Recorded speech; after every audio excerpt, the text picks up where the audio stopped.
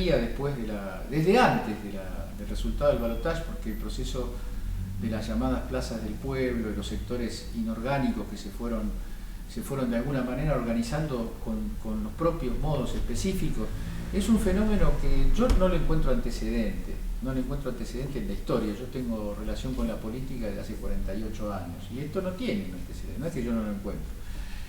Porque no son resistencias, digamos así, sociales puntuales solamente, no son no son tampoco expresiones marginales, no son reacciones violentas. Todas las formas que en determinado momento, yo soy de la generación que nace a la política con el cordobazo, el rosariazo, entonces eso que se podría tomar como un antecedente es otra cosa, porque son formas, no digo inorgánicas, pero no asociadas a un determinado proyecto político en estado de existencia real, digamos.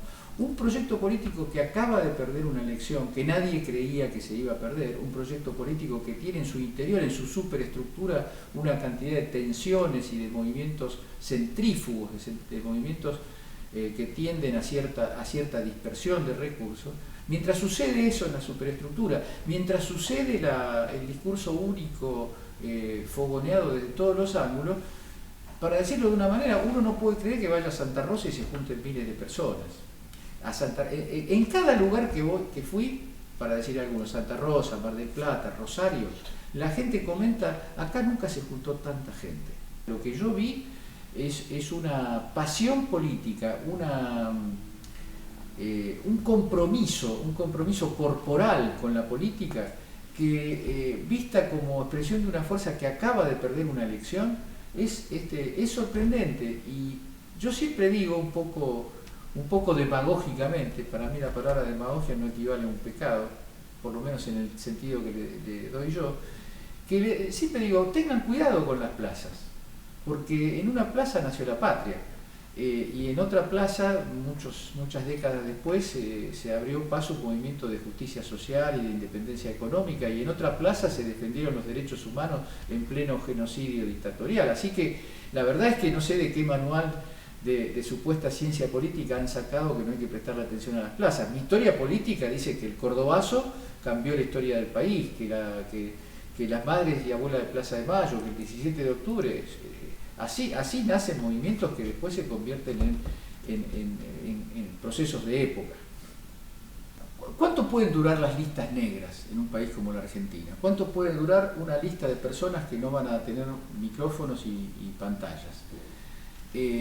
Todo lo que se puede decir sobre eso es que lo que puede durar va a ser definido por la escena política tal como se dé, digamos, ¿no? Porque en principio si se consolida el proyecto neoliberal puede durar eternamente.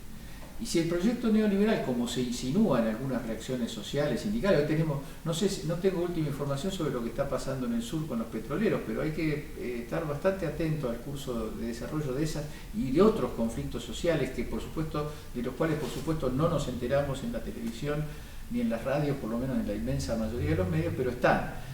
¿Cuánto puede durar la situación? No se puede hacer ningún augurio.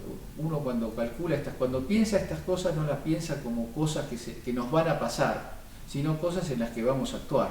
Si no, no tiene mucho sentido un análisis político que esté basado en una especie de cálculo exterior, de cálculo como quien está mirando la metáfora del partido de fútbol no es muy apropiada para el día de hoy, pero se podría usar. Como algo de lo que somos espectadores, ¿no? El análisis político no es el punto de vista de un espectador, sino que el análisis político tiene en su interior, digamos, la definición de qué creemos nosotros que hay que hacer para que las cosas vayan en una dirección. La idea de pueblo surge de una contradicción política que hay que resolver, de una tarea histórica que hay que consumar. Entonces, porque después está el sujeto clasista, la pretensión de decir, ¿y quiénes son el pueblo? Y el pueblo uno dice, bueno, los trabajadores, los pequeños empresarios, los estudiantes. Es una retahíla que la hemos usado mucho y no está mal.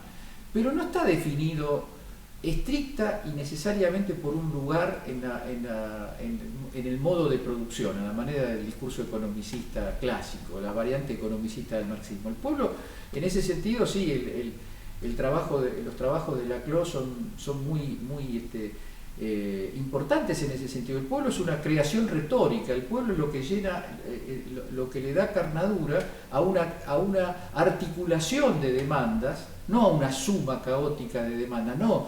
Vamos a sumar al pequeño empresario que quiere que no le abran la importación, con el trabajador que quiere paritarias libres, con la mujer que quiere poner fin a la violencia institucional, como si fuera una especie de mecano que se arma con piezas elegidas al azar, sino que el pueblo es un liderazgo, el pueblo es un sentido, y desde ese sentido se articula y se le da significados coherentes a un conjunto de demandas que en sí mismas, no es que en sí mismos los reclamos de los trabajadores y los reclamos de la pequeña y mediana industria están dados como aliados naturales en una determinada lucha. Se construyen a partir de un proyecto político y de un liderazgo que justamente articula y convierte a todos esos pequeñas